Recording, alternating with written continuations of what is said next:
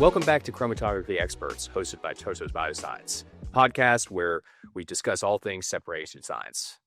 My name is Corey Meadows. I serve as the commercial product manager for analytical HPLC columns here within the United States. And today I have the honor of being joined by Landry Bennett, who serves as our global technical sales specialist here at Toso Bioscience. He comes to us with a wide breadth of previous experience interfacing with customers who work with experimental light scattering techniques and the various applications that come with that. And today he's going to draw on that experience to give us some insight into the trends for what our customer base is looking for and what's being done out there in the field. So in today's episode, we're really going to focus on the basics of multi-angle light scattering, which we're going to frequently refer to as MALS throughout the duration of this podcast. Landry, let's go ahead and get into it.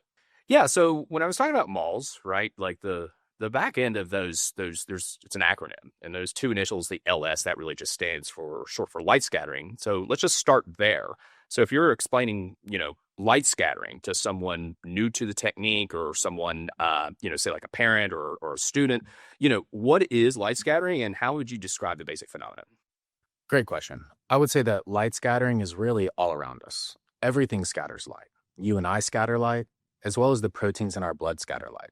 It's why clouds are white, the sky is blue right above us in the daytime, and our sunsets are red and orange. These are all light scattering phenomena, right? MALS and MALS instruments, rather, leverage this phenomenon on the nanoscale so that we can learn information about our samples in a more controlled environment. Okay, so, you mentioned a little bit about how, the sun scatters light or something like that in the atmosphere, or you're interested how we all, or it could be something like where we all have, we're all scattering light. My question is like, how do you, leverage that phenomenon in sort of a controlled environment? In other words, how do I really harness whatever this energy that's happening everywhere? Like, how do I really make that into a controlled environment to where I understand what's going on experimentally? Great question, right? We can't take the sun and drop it into an instrument, right? That would be very dangerous. But what we can do is we can use lasers or LEDs, and we can have a very focused laser beam, right? That's, polarized in a certain manner so that scattering happens in a certain plane. Now you're talking about language with the lasers right there.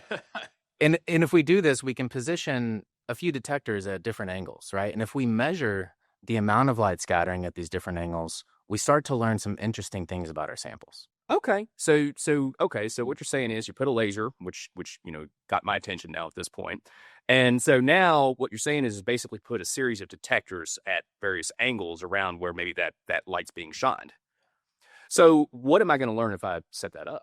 Well, there are two key principles to light scattering, right? The first principle of light scattering is that the total amount of scattered light is directly proportional to the molecular weight of the molecule that you're measuring. The second key principle of light scattering is that the amount of scattered light at different angles is related to the size of the molecule. Okay.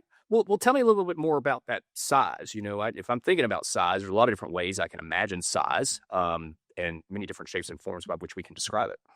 Right. So the specific type of size that we're measuring is called the radius of gyration, right? And this is basically the center of mass radius, or how far from the center of a molecule on average its mass sits. This is a little bit different than a hydrodynamic radius, which is more about, where water organizes on the outside of a molecule, right? MALS measures specifically because, these probes are interested in molar mass or related to molar mass. It measures how far away from the center of the molecule the mass sits. Okay, so it's like I have something that's kind of tumbling around through space, right? And I can imagine that maybe there's some sort of circle and it has some sort of center in there. And then it's just kind of how that center deviates from that center is kind of what you're saying. Yeah, basically, it's kind of, when you throw a top and you spin a top is not shaped like a sphere. Yeah. But when you watch it spinning, it looks like a ball. Yeah. That's kind of what we're talking about. And that's much different than a hydrodynamic radius, which is more like the drag that water experiences as it diffuses through solution. All right. So I really like that basic explanation of size, and certainly helps me get my head around it beyond just the normal definition of what maybe chromatographers think of size. So now that I know what I can measure, could you maybe walk me through, like, historically, like what the first attempts look like to harness these physics and to be able to get controllable measurements out of them? Yeah, great question. Actually, Toso was a very early player in the light scattering game.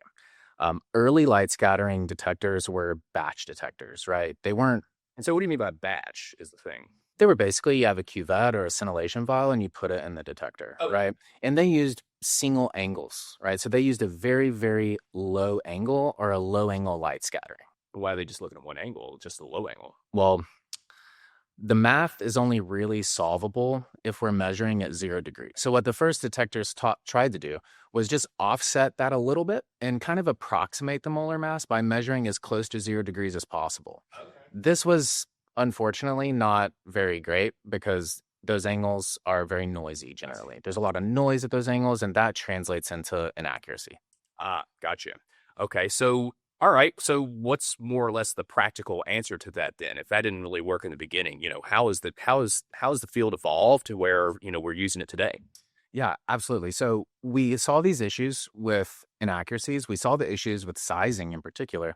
And we decided instead to position multiple angles very much offset to where we can get more clean signals and use a regression line to extrapolate down to 0 degrees. This is kind of the modern traditional MALS, right? Multiple angles positioned pretty far away from the 0 degree, but we extrapolate down to 0 degrees to find the molar mass. And then the actual slope of that regression line turns out to be related to the size. And what is it that we're plotting in that regression line exactly? I know that we have a bunch of detectors around sort of our laser, but what are we plotting exactly? We're plotting the total intensity of scattered light at each individual angle. Okay. So we have the intensity that's around there, and then we plot that as a function of Angle. just angle. Okay, gotcha. So I mean, sometimes you get a little bit of stray light that may be picked up, or maybe you have some electronic noise in your angular detectors, right? Is that accounted for in this regression that you're talking about? It is, yeah. Okay. Could you give me a little bit more or expand on that a little bit? Yeah, what we're actually graphing is something called the Rayleigh ratio, but it's basically the intensity of scattered light divided by the total intensity of the beam. So that if there's any fluctuations in the beam or electronic noise, it's accounted for in that ratio. So in other words, it's like the normalized intensity that I pick up at those angles plotted as a function of angle. And that's the line that we're talking about getting our molecular weight from. When we go to y equals mx plus b, we're talking about that b. And then, of course, when we talk about that m, that's a form of how we get the molecular size of the radius gyration. That's exactly right. All right, thank you very much. So now it's like now that they've tried that, like sort of how do we, how is that being implemented practically today? So today we are generally positioning MALS instruments on the back end of some separation mode, right? This usually is an HPLC system with a column separation, a column-based separation that can be run, or it's typically run as a size exclusion column. And our MALS detector sits on the back end and just detects things as they come through post-separation. That seems like it's a pretty natural way about going about it, right? Because if you think about maybe, say, a batch experiment, and maybe I have a very heterogeneous sample that's in there, right? And now if I'm shining light on that, I've got a whole bunch of things that are scattering that light, but it could be hard to discern if I don't have some sort of separation in there. So now as the chromatographer, I do get to see a little bit see where the value is, a little bit about that. And so are there certain modes of chromatography where that would be more amenable for light scattering? Certainly. I mentioned size exclusion, and I think it just naturally follows that we would use size exclusion for this since we are measuring things that are related to size or size itself, right? Size exclusion works on the principle of hydrodynamic radius. We are detecting the radius of gyration. What we can do with the separation based on size is watch our molar mass and size change across the peak. This is really interesting because then we can start to calculate some, secondary properties like the polydispersity index. Okay. So, I mean, first of all, this is kind of cool because first of all, while there could be a lot of mobile phase development on the size exclusion range, right? You don't get to run a gradient, you don't get to scout or anything like that. But at least the good news is once you do figure it out, you do know that things are staying pretty constant with respect to how those interactions are going, and supposedly just through diffusion through those pores, right? But you mentioned a couple things in there that, you said, okay, wait a minute. If I see a peak, when I see this from a chromatography perspective, I say, okay, I take that average peak, plot it against some sort of calibration, and say, well, that's molecular weight. I'm done here. But you're saying I can get more information than that. You said some things like polydispersity index and some other things. Could you elaborate on those a little bit? Yeah. So what you're talking about, is column calibration, where you take a peak, maybe you run a set of standards and you plot them, you make a calibration curve, and you calculate your molar mass based on that curve, right? So that works sometimes, but it doesn't work all the time. And it specifically doesn't work well with biologic samples, right? Yeah, because I've noticed in the past, I've had some things where it's like, well, why do I see a big drag on a peak that I know is not 3 times the size that I expect? Or why do I see something coming off at a very different retention time? Is that something MALS can help me with? Absolutely. So what MALS does, instead of using a set of standards and a calibration curve, it is a first principles measurement for molar mass and size. So it's capable of just measuring the molar mass and size without using any sort of standard calibration. So what we can do then is measure the size and molar mass of each individual peak. And MALS is interesting. It's actually not like UV. We don't integrate the area under the peak to process this data. It's a data point by data point calculation. So within your peak boundaries, you're going to get a molar mass and radius for every single data point. What that means is that if you have a sample that is polydisperse, maybe a polydisperse polymer or a particle distribution, right? You will be able to watch your size change across that peak. You will be able to then calculate polydispersity index, and you will also get an average molecular weight and size readout as well. So, as a former protein antibody characterization scientist, maybe the way that I would think of it is this polydispersity is, instead of thinking of it as maybe one conformation, maybe I have an ensemble of conformations that maybe have different sizes and that sort of thing, and they all kind of scatter light a little bit differently. Is that really? That's absolutely right. Actually, a really good kind of prime example of this is a protein polysaccharide conjugate, right? You have a polysaccharide that's like really spread out, and you have a protein that's really tightly folded. And sometimes you'll have free polysaccharide and free protein in the same sample as your conjugated, sample. And if you were using column calibration, you would just be completely wrong about the molar masses of these peaks. But with moles, you don't have to be wrong, right? Generally, the polysaccharide might be a lower molar mass in the protein, but it's going to elute much faster because it's really spread out. It's not going to diffuse into the pores as well as a protein is going to. Column calibration would give you the reverse answer that you're looking for, but MALS measures directly. And so you're going to get the right answer no matter when it elutes, no matter what its size is, and no matter what its molar mass is. So we established we can't look directly at a laser beam to learn anything about light scattering. You'd also mentioned that if we were to maybe move those angles away from that light beam, we see a bunch of noise, or we could have some issues with noise. And we also established that in order to really work with that, you have to move those detectors away and kind of more or less get some things like the molecular weight a little bit more indirectly. So have there been any advances? It sounds to me like more of an optical type of problem, or maybe an optical improvement of problem. Have there been any advances that really address this problem to where maybe I can get that higher accuracy near the sort of where the incident beam is? Absolutely. The Lens 3 actually addresses this problem, and I view the Lens 3 as a large technological advancement in this space. With the Lens 3, we're measuring at very extreme angles, a very low angle and a very high angle. Okay, so even right there, right? Like we're saying, okay, if I'm thinking about that plot we were just talking about, that's a very wide plot that we're looking at if we have wider angles. That's right. Yeah, and measuring at these low angles provides us a couple things, right? First of all, in order to make these measurements, we had to design the optics in such a way that allowed for this. We couldn't just put a detector down there. We would run into the same problems that we did in the 70s, right? So our patented optical design addresses this.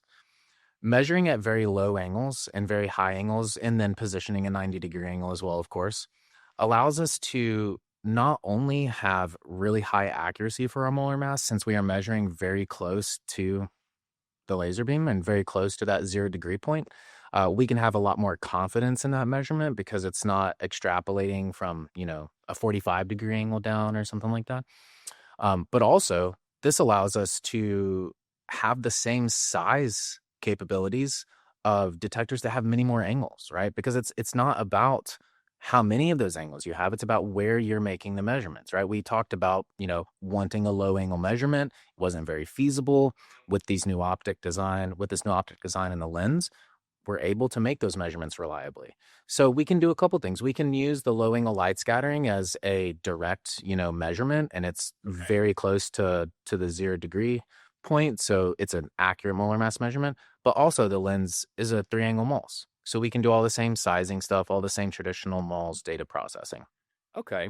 So I mean, I think when I'm and also so I hear a little bit about angular positioning. I hear a little bit about optical design. I just want to go a little bit further into that because when I think about like regular UV vis setups, or I think about like maybe fluorescent setups and things like that, I'm thinking about maybe shining some light on maybe through, like you mentioned before, quartz cuvette or something like that.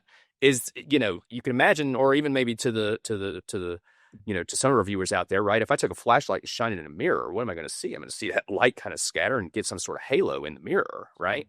Is there something maybe in this design that sort of mitigates that? Yes, absolutely.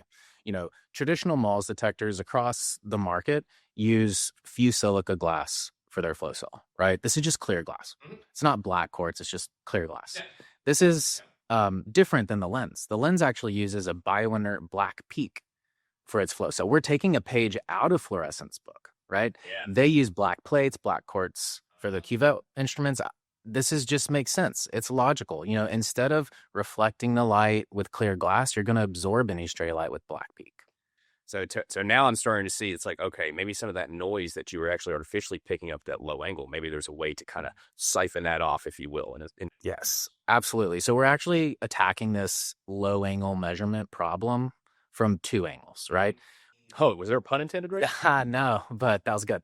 What we're doing is, the optical design, physically separates the laser beam from where we measure that low angle scattering, but also the flow cell material itself is going to absorb stray light from the laser beam. Well, while we're on the topic of the lens and kind of putting that together with some of the basic principles we talked about a little bit earlier, well, what kind of sizes can you measure with the new lens design? I'm so glad you asked. Currently on the market, the top end MALS detectors, their size specs are about 10 nanometers up to half a micron or so, 500 nanometers, right? You can go beyond that with some size models and so on and so forth.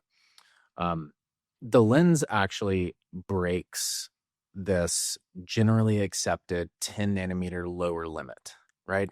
That limit has been around for a very long time, right? Being able to size below 10 nanometers with a MALS detector for radius of gyration has never been a capability that exists. Now it does exist. The lens can measure down to about 5 nanometers in size in water, right?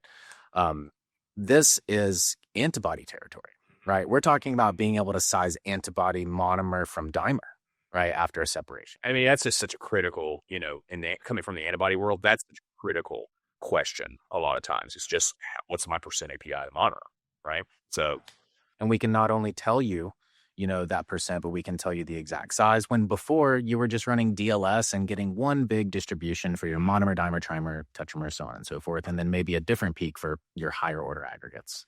So so wait a minute, you just, I want to jump back to something. You said you were talking about protein polysaccharide conjugates. Well, when I hear that, I think maybe, well, that's could be a vaccine or something like that. Like, what are let me just take a step back here and just ask, like, what kind of, applications, maybe particularly in the therapeutic space, would MALS be suitable for? Yeah, great question. And you're absolutely right. I was talking about vaccines when I said that. Vaccines are probably, the most ubiquitous application for MALS, right? So traditional vaccines, protein polysaccharide based vaccines, MALS has been a big player in that space for a very long time. Makes sense. I mean, they're pretty big molecules. Yeah, right? Very big molecules. And you can look at the, polydispersity very easily with this and your protein content, things like that. But there are many other applications where MALS is really well suited for, right? I'm thinking of things like conjugated antibodies. I'm thinking of protein particle gene therapies, LNP mRNA vaccines, things like this. What you might take away from a standard MALS experiment could just be, molar mass and size, maybe size of your aggregates or, the extent of aggregation. But we can do some really interesting things when we start combining multiple concentration detectors with MALS, right? So what kind of concentration? So I guess from an LC perspective, I know there's RI, right? Like there's the typical ones that you're integrating there. Yeah, basically. And which ones you choose really depends on your application. For a, pegylated antibody or a polysaccharide-based vaccine, you would want to use RI, right? Because or RI alongside UV because I need stuff for the non-absorbers, right? exactly. But if we're working with like a gene therapy product, right, where you've got a protein particle with a nucleic acid payload, those are both UV active. UV is much better than RI in this case, right? It's more selective, it's more sensitive. And so you would just use two different UV wavelengths. So wait a minute, just for the AAVs, right? Got a big genome that's sitting inside of a protein capsid. So maybe go after something like 260 nanometers, for example, for the DNA, and maybe 280 nanometers for the protein capsid. Then Exactly. Okay, because then so this let's go into this just a little bit. When it comes to AAVs, right? Like now I'm thinking, hey, like this thing is, I've got a big genome that's sitting in there with a protein capsid, and now I'm going to try to shine light on it, right? And and I know I'm able to get absorbance at 260, and I know I'm able to get absorbance at 280, and I know I'm able to get some sort of differential light scattering as we talked about before. Is that the most important thing for me to look at, actually, is the molecular weight of the AAV? The molecular weight in AV is not that interesting, right? Neither is the molecular weight of your payload, right? That's not really what people implement MALS for in this space. What we're generally looking for is, the number of particles and the number of payloads. And that comes from the concentration detector at 260 versus 280. And the molecular weights detected for each of those concentrations, right? Wait a minute. You're able to tell me if it's filled with the gene of interest in the capsid or not? Yes, we can. So what we do is we can tell you the total number of particles, the total number of payloads, and that together is going to tell you how many of those particles are loaded. Okay, so we addressed a little bit about AAVs just now, and of course we talked a little bit about vaccines, and I see that, right? They're pretty big, right? Like we're really talking in that order of, say, 20 to even upwards of, in some of these LNPs, 200 nanometers at this point. But you mentioned some of the capabilities with respect to antibodies, and in particular, you touched on it a little bit, but I know from a therapeutics point of view, conjugated antibodies or ADCs, antibody drug conjugates, are really hot right now. Could MALS help us with something like that, for example? That's absolutely true. We're seeing a lot of investment in these antibody drug conjugates and antibody oligo conjugates. MALS is really well suited for this, particularly the lens 3, right? What we can do, again, it's a very similar experiment to AAVs. We're going to use two different UV wavelengths, one to target the antibody, one to target the drug. So maybe 280 for the antibody, 210 or 214 for a drug. And we're able to tease apart the molecular weights of each of these components, right? And what the takeaway from that is going to be is stoichiometry, effectively, or the DAR, right? The drug antibody ratio. That's what we can take away from these kind of experiments. And we can do the same thing with oligos as well. Man, that'd be really cool if we were able to kind of separate all those drug loads and then be able to size them and then, have that sort of idea, because, sometimes when I'm thinking about those separations, they can be misleading sometimes without that extra molecular weight assignment. Yeah, absolutely. And you're very right to discuss the size, right? Other MALS detectors can do some of these things, but no other MALS detector is going to be able to size your antibody drug conjugate for you and size different DAR species. Right, because, when I'm thinking about sort of the molecular weight of some of those conjugates, right, I've seen some small molecules that maybe go down to around 1,000 Daltons. But then again, I'm also hearing about oligonucleotides that could be quite big. And by the way, hearing a little bit through the horizon on lipids being conjugated to those guys as well. I've heard some of this too. I've heard some wild things being worked on, actually. Lipid nanoparticles with antibodies on the outside, just crazy big stuff. MALS is well suited for that as well. Yeah, and I even heard of a pretty crazy one where they actually had conjugates where the conjugates make the antibody, or the small part is the funny part. So it'd be very interesting to see kind of where that field goes in general. Could be its own podcast in and of itself, but yeah. So we talked a little bit about different therapies. We talked a lot about the physics, but like where do you think MALS is going is really just kind of the open-ended question I got for you. Yeah, that's a really good question. And honestly, it's a bit hard to predict. I think that TOSA has taken a step forward in this space. I think that we are positioned well for this future. The way I see the future is, when it comes to light scattering, basically the bigger the better.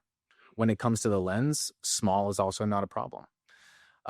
The biotech space seems kind of big and small at the moment, right? We know that there's a lot of investment in gene therapies. We know that there's a lot of investment in LNP mRNA type vaccines. Those are very big species.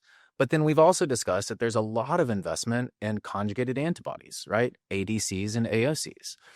Um, that's kind of this big and small dichotomy that's currently existing in the biotech space, and not a lot in between.